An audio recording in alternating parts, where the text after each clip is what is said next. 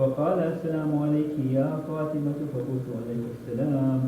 قال إني أجد في بدني ضعفا فقلت له وجب بالله يا أبتاه من الضعف.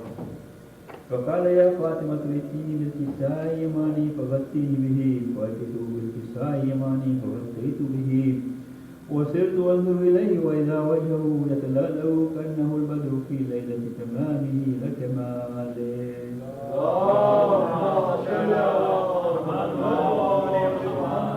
فما كانت إلا ساعة وإذا بولدي الحسن قد أقبل وقال السلام عليك يا أمه، فقلت عليك السلام يا قرة عيني وثمرة فؤادي. فقال يا أمه إني أشم عندك رائحة طيبة كأنها رائحة جد رسول الله. فقلت نعم إن جدك تحت الكساء. وأقبل الحسن نحو الكساء وقال السلام عليك يا جداه يا رسول الله، أتأذن لي أن أدخل معك تحت الكساء؟ فقال وعليك السلام يا ولدي ويا صاحب حوضي قد أذنت لك. فدخل معه تحت الكساء. فما كانت إلا ساعة وإذا بولدي الحسين قد أقبل. فقال السلام عليك يا أمه، فقلت وعليك السلام يا ولدي ويا قرة عيني وثمرة فؤادي. فقال لي يا أمه إني أشم عندك رائحة طيبة كأنها رائحة جد رسول الله. فقلت نعم إن جدك وأخاك تحت الكساء. فدنا الحسين نحو الكساء وقال السلام عليك يا جداه والسلام عليك يا من اختاره الله، أتأذن لي أن أدخل معكما تحت الكساء؟ فقال وعليك السلام يا ولدي ويا شافع أمتي قد أذنت لك. فدخل معهما تحت الكساء. فأقبل عند ذلك أبو الحسن علي بن أبي طالب وقال السلام عليك يا بنت رسول الله. وقلت وعليك السلام يا أبا الحسن ويا أمير المؤمنين. فقال يا فاطمة إني أشم عندك رائحة طيبة كأنها رائحة أخي وابن عم رسول الله. فقلت نعم ها هو ما ولديك تحت الكساء.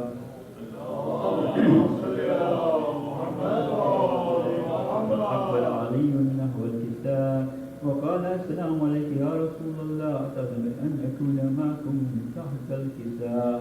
قال له عليك السلام يا أخي ويا وصي وخليفتي وصاحب اللواء قد أذنت لك. فدخل علي تحت الكساء. ثم أتيت نحو الكساء وقلت السلام عليك يا أبتاه يا رسول الله، أتأذن لي أن أكون معكم تحت الكساء؟ قال وعليك السلام يا بنتي ويا بنتي قد أذنت لك. ودخلت تحت الكساء فلما اكتملنا جميعا تحت الكساء أخذ بي رسول الله بطرف الكساء وهم بيده اليمنى إلى السماء وقال اللهم إن هؤلاء أهل البيت وخاصتي وحامتي لحمهم لحمي ودمهم دمي، يؤلمني ما يؤلمهم ويحزنني ما يحزنهم. أنا حرب لمن حاربهم وسلم لمن سالمهم وعدو لمن عاداهم ومحب لمن أحبهم. إنهم مني وأنا منهم، فاجعل صلواتك وبركاتك ورحمتك وغفرانك ورضوانك علي وعليهم وأذهب عنهم الرجس وطهرهم تطهيرا.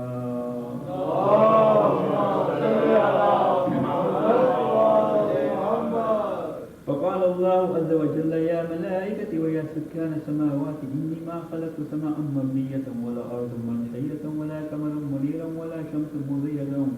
ولا فلكا يدور ولا بحرا يجري ولا فلكا يسري إلا في محبة هؤلاء الخمسة الذين هم تحت الكساء. فقال الأمين جبرائيل يا ربي ومن تحت الكساء؟ فقال الله عز وجل هم أهل البيت النبوة معد الرسالة هم فاطمة وأبوها وبعلها وبنوها. اللهم صل على محمد وآل محمد. فقال جبرائيل يا ربي أتذرني أن أهلك إلى الأرض ليكون معهم ثالثا؟ فقال الله نعم قد أذنت لك. فهبط الأمين جبرائيل وقال السلام عليك يا رسول الله. الأمين الأعلى ويقولك السلام ويخصك بالتحية والإكرام ويقول لك وعزتي وجلالي إني ما خلقت سماء مبنية ولا أرضا منحية ولا قمرا منيرا ولا شمسا مضيئة ولا فلكا يجري ولا بحرا يجري ولا فلك يسري إلا لأجلكم ومحبتكم وقد أذن أن أدخل معكم فهل تعذرني يا رسول الله؟ فقال رسول الله عليه السلام يا أمين وحي الله إنه نعم قد أذنت لك. فدخل جبرائيل معنا تحت الكساء فقال لأبي إن الله قد أهوى إليكم يقول إنما يريد الله ليذهب عنكم الرجس أهل البيت ويطهركم تطهيرا. اللهم صل على محمد. فقال علي لأبي يا رسول الله أحكي عن جلوسنا هذا تحت الكساء من الفضل عند الله. فقال النبي والذي بعثني بالحق نبيا واشتفاني بالرسالة نبيا ما ذكر خبرنا هذا في محفل من محافل أهل الأرض وفيه جمع من شيعتنا ومحبينا إلا ونزلت عليهم الرحمة وحفت بهم الملائكة واستغفرت لهم إلا أن يتفرقوا.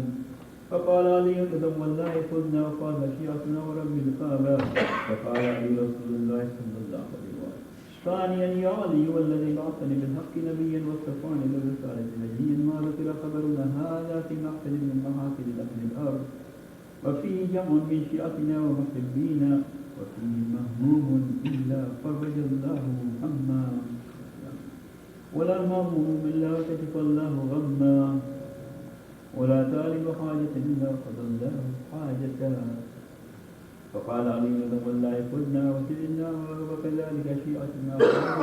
في الدنيا والآخرة ورب الكعبة.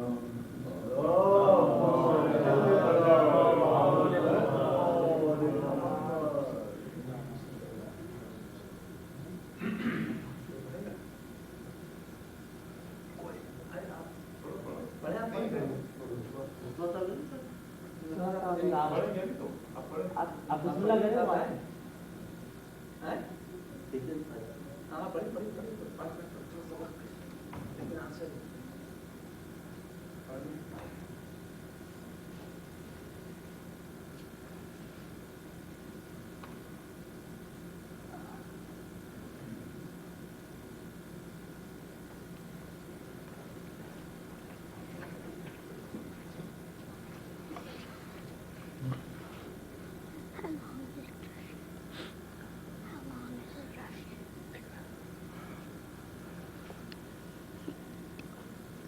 محمد والے محمد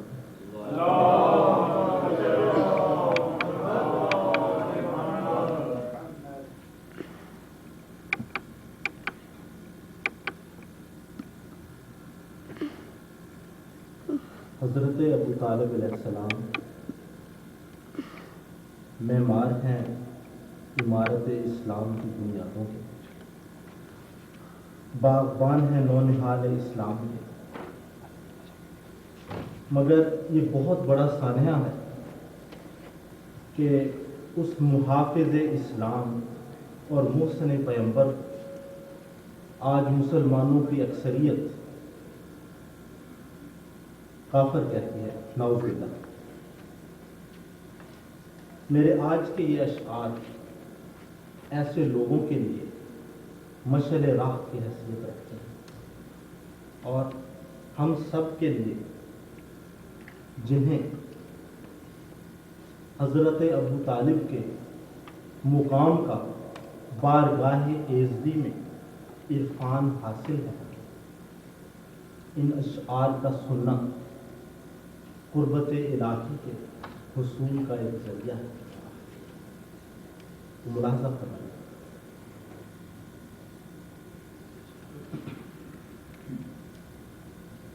وہ حقیقی مرد مومن پے کرے عزم و ثبات، جس نے ٹھوکر سے الٹ دی بو لہب کی کائنات، ضامن عزم پیمبر بن گئی جس کی حیات، جس کے بچوں کی وراثت تھے جہاں کے معجزات، جس نے رکھ لی آبرو انسانیت کے نام کی، جس نے لٹ کر پرورش کی ناتواں اسلام کی، جس کی آغوش محبت میں پلی پیغمبری، جس نے بخشی آدمیت کو فلک تک برتری، دفن کر دی جس نے استبداد کی غارت گری، بت تراشی، بت پرستی، بت نوازی، بت گری، جس نے بخشی تھی تجھے توقیر عرفاں یاد ہے، اے بنی آدم ابو طالب کے احسان یاد کر، شیخ بطحہ ناصر دین سید عالی نسب پا لیے جس نے رموز آدمیت بے طلب،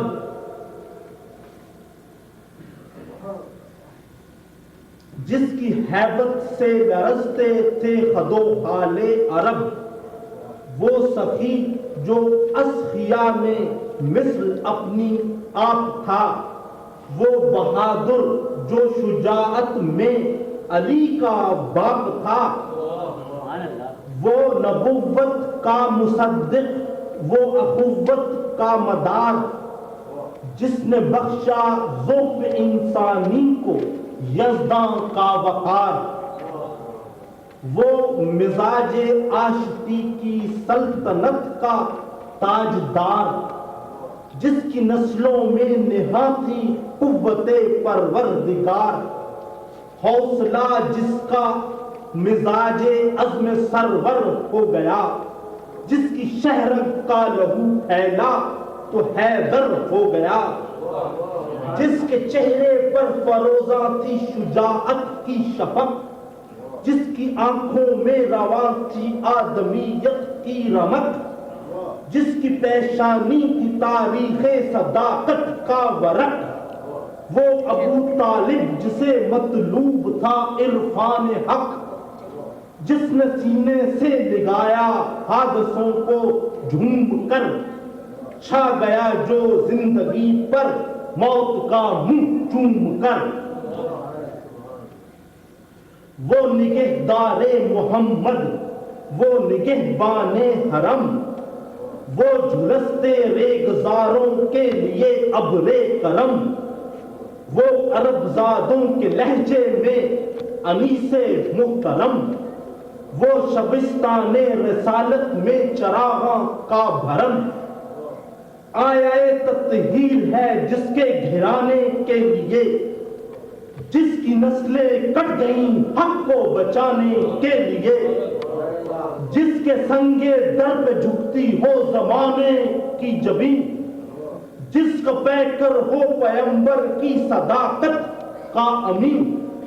جس کی قربت میں سکون پائے امام المرسلین، وہ بھٹک جائے رہے حق سے نہیں، ممکن نہیں، اس کی ہستی کو خدا کی شان کہنا چاہیے، اس کی جان کو محور ایمان کہنا چاہیے، جس نے ہر مشکل میں کی ہو وارث دین کی مدد، جس کی گرد پاک چومے فاطمہ بنت اسد، جو علی سے مہدی دین تک امامت کی ہو جد، جس کے بیٹے کو ملی ہو کل ایمان کی سند، کون کہتا ہے کہ اس کے دل میں جذبے دل نہ تھا؟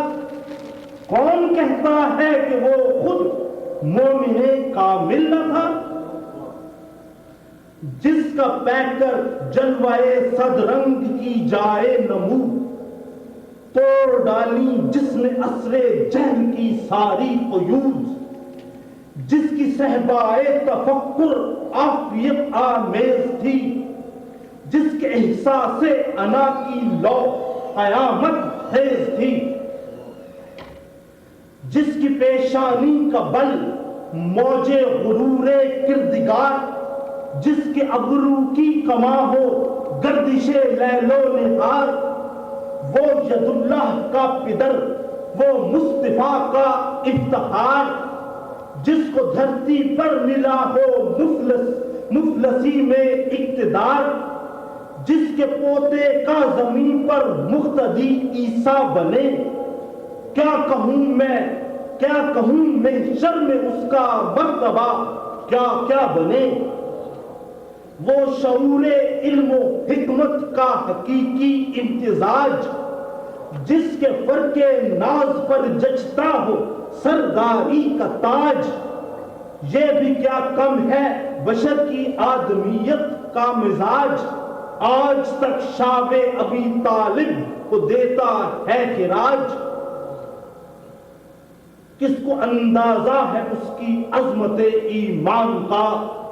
بانی اسلام خود ممنون ہے عمران کا، اے مورخ وقت کے مغرور کرداروں سے پوچھ تاریخ عرب کے سب ستمگاروں سے پوچھ، کربلا میں ٹوٹتی بے لوچ تلواروں سے پوچھ،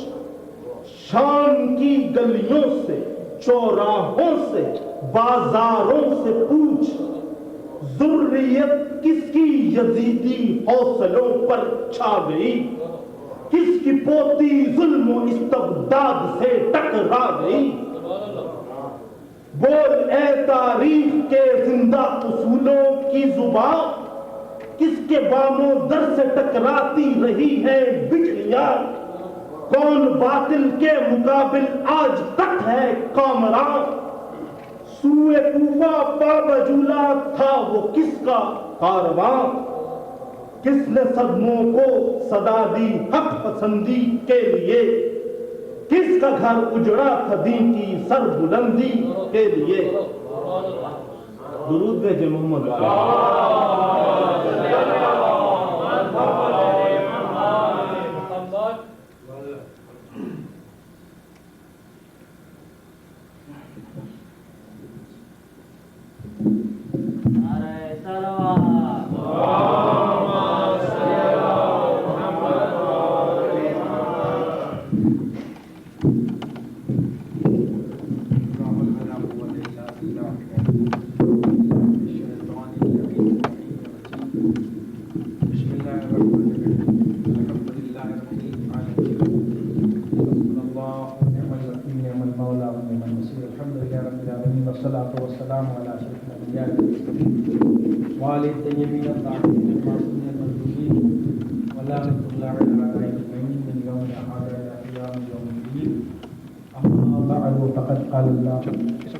سبحانه في كتابه المبين وقوله الحق بسم الله الرحمن الرحيم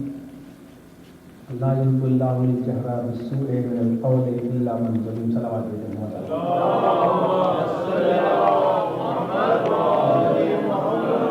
قرآن مجید میں چھٹا پارہ جہاں سے شروع ہوتا ہے اس میں اللہ کا ارشاد ہے کہ لا يحب اللہ، اللہ اس بات کو پسند نہیں کرتا۔ کہیں کہیں محبت کے معنی کھنچاؤ کے ہوتے ہیں، کہیں کہیں محبت کے معنی ناپسندیدگی اور پسند کے ہوتے ہیں، کہیں محبت کے معنی جو ہمارے کے تصور محبت ایک ہے وہ محبت مراد ہوتی ہے، وہ تو محبت کے معنی کھنچاؤ کے ہوتے ہیں اور کھینچنے کے ہوتے ہیں اصل معنی، لیکن لفظی معنی کے علاوہ اعتباری بہت سے معنی مراد لیے جاتے ہیں ہر زبان میں۔ یہاں مراد یہ ہے کہ اللہ پسند نہیں کرتا یا اللہ کو یہ بات گوارا نہیں ہے، اللہ تو ناگوار ہے کہ کوئی کسی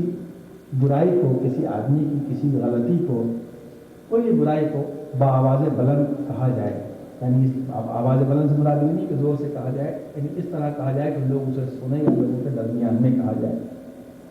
لا یحب اللہ الجہر، جہر کے معنی ہوتے ہیں آواز کا بلند کرنا، اسی لیے وہ نماز جو بآواز بلند پڑھی جاتی ہے اس کو نماز جہری کہتے ہیں، یعنی آواز کے ساتھ۔ بسو کے معنی آپ جانتے ہیں برائی کے، لیکن اللہ نے یہاں ایک بات مستثنا کی، مگر اللہ اسے پسند، یہ تو پسند نہیں کرتا کسی کی برائی کو بآواز بلند بیان کیا جائے۔ یہ تو سیدھی سی بات ہے، ایک یونیورسل ٹروتھ ہے، کسی کے اندر کوئی برائی ہے تو آپ اسے بآواز بلند بیان کریں گے تو بری بات ہے، غلط بات ہے، اسے کہنے کی ضرورت ہی نہیں ہے اس کے اندر بظاہر، کیونکہ اس کا مطلب یہ ہے کہ یہ بات اس لیے کہی جا رہی ہے کہ اس کے بعد جو بات آنے والی ہے اصل وہ بات کہنی ہے نا۔ یہ تو سیدھی سیدھی بات ہے، اللہ جو ہے جھوٹ کو پسند نہیں کرتا، ٹھیک ہے، لیکن اس کا مطلب اس کے بعد جو اصل بات آ رہی ہے وہ کہنا ضروری ہے، جس کے لیے یہ تمہید بنائی جا رہی ہے۔ تو اللہ اس بات کو پسند نہیں کرتا کہ کسی کے اندر جو برائی پائی جائے اسے بآواز بلند کوئی بیان کرے، الا من ظلم، مگر یہ کہ جس پر ظلم کیا جائے وہ بیان کر سکتا ہے، اور وہ بیان کرے تو اللہ اسے پسند کرتا ہے۔ تو اس کا مطلب یہ ہے کہ اللہ کا مقصد وہ کہنا نہیں کہ میں بآواز بلند برائی کہنے کو پسند نہیں کرتا، بلکہ اس بات میں زور پیدا کرنے کے لیے کہ اگر ظلم کیا جائے تو اسے بآواز بلند کہو، یہ اللہ کو پسند ہے۔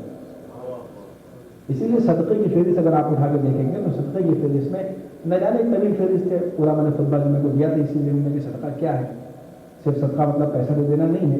ایک صدقے کا موضوع نہیں، مقصد مختصر یہ ہے کہ یہ صدقہ ہے اور وہ صدقہ ہے، اور سب سے بڑا صدقہ یہ ہے کہ آدمی کسی کو علم عطا کرے، اور اس سے بڑا سب سے بڑا صدقہ یہ ہے کہ ظالم بادشاہ کے سامنے حق بات کہی جائے، اس سے بڑا کوئی صدقہ نہیں ہے فہرست صدقہ میں کتاب کے اندر سب سے بڑا صدقہ۔ اس لیے یہ صدقے میں ہر صدقہ جو ہے وہ آدمی دیتا ہے جب اس میں استطاعت ہوتی ہے، ایسا ہے اگر $100 ہے تو $1 دے گا، ہے نا، 10 من گیہوں ہے تو 1 من گیہوں دے گا اس کے اندر، لیکن اس میں تو آدمی صدقہ ہوتا ہے جان کے بچانے کے لیے، اور یہ تو ایک ایسا ہوتا ہے کہ آدمی کی جان و مال سب کچھ خطرے میں پہنچ جاتا ہے۔ تو اس لیے تو جس پر ظلم کیا جائے وہ اپنی بات کو بآواز بلند کہے، اور اگر نہیں کہے گا تو اگر ظلم نہیں کہے گا تو اسے ظلم بڑھتا رہے گا۔ اب ظلم کا مطلب یہ سمجھتے ہیں کسی کو کوئی تھپڑ مار دے، کوئی کسی کو قتل کر دے، یہی ظلم ہے۔ ظلم کی بہت سی قسمیں ہیں، اجتماعی ظلم ہوتا ہے، انفرادی ظلم ہوتا ہے، ہر اعتبار سے الگ الگ ظلم کی اگر لکھا کہ ظلم کیا ہے ایک الگ موضوع ہے باقاعدہ، اپنے نفس پر ظلم کرنا، لوگوں پر ظلم کرنا، ایک انسان پر ظلم کرنا، بیوی بچوں پر ظلم کرنا، یہ ہر قسم کا ایک ظلم ہوتا ہے کہ آدمی کس طریقے سے ظلم کر رہا ہے۔ خیر مجھے کوئی آپ کے سامنے اس کے ظلم کی تفصیل نہیں بیان کرنی ہے، مختصر ہے کہ اس کا مطلب کہ یہ بیان اللہ اس کو یہ بیان پسند کرتا ہے کہ اس کو بآواز بلند بیان کیا جائے جب کوئی کسی پر ظلم کرے۔ اسی لیے ظالم کی غیبت مستحب قرار دی گئی ہے کہ اگر آپ ظالم کی غیبت نہیں کریں گے تو وہ اور بڑھتا چلا جائے گا، جب بڑھتا چلا جائے گا تو معاشرے میں نقصان پہنچے گا۔ حدیث میں یہ ہے کہ ظلم کے ساتھ حکومت نہیں چل سکتی، کفر کے ساتھ چل سکتی ہے۔ حکومت جو آدمی بیٹھ گیا، حدیث میں یہ ہے کہ ظلم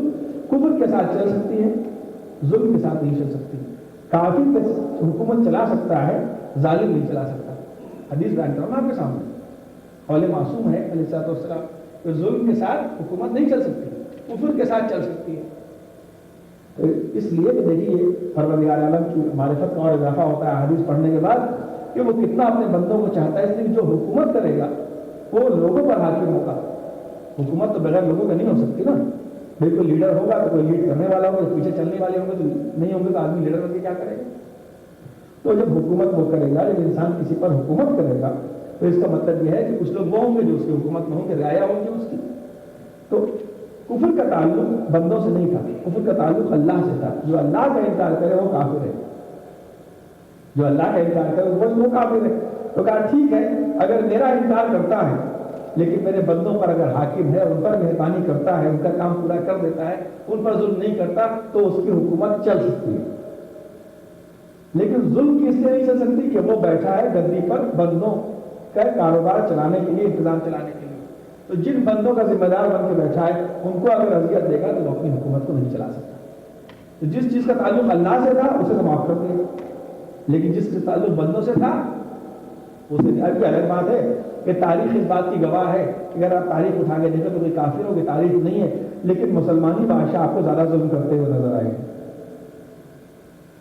اور جو فرمایا آپ نے، اور نبی اسے کہتے ہیں جو دین لے کے آتا ہے، امام قیامت تک دین کی حفاظت کرے گا اور دین کو پھیلائے گا۔ اسی لیے جب امامت کی بات آئی اور جناب ابراہیم نے اللہ سے یہ کہا کہ پروردگار تو نے مجھے امام بنا دیا، کوئی بات نہیں، انی جاعلک للناس اماما، میں تمہیں لوگوں کا امام بنا،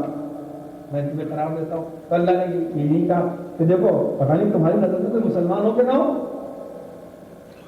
لیکن یہ نہیں کہا اللہ نے کہ تم ہمارا یہ عہدہ کافروں کو نہیں ملے گا، یہ نہیں کہا کہ مشرکوں کو نہیں ملے گا، کہا کہ لا ینالو احد الظالمین، یہ عہدہ ہمارا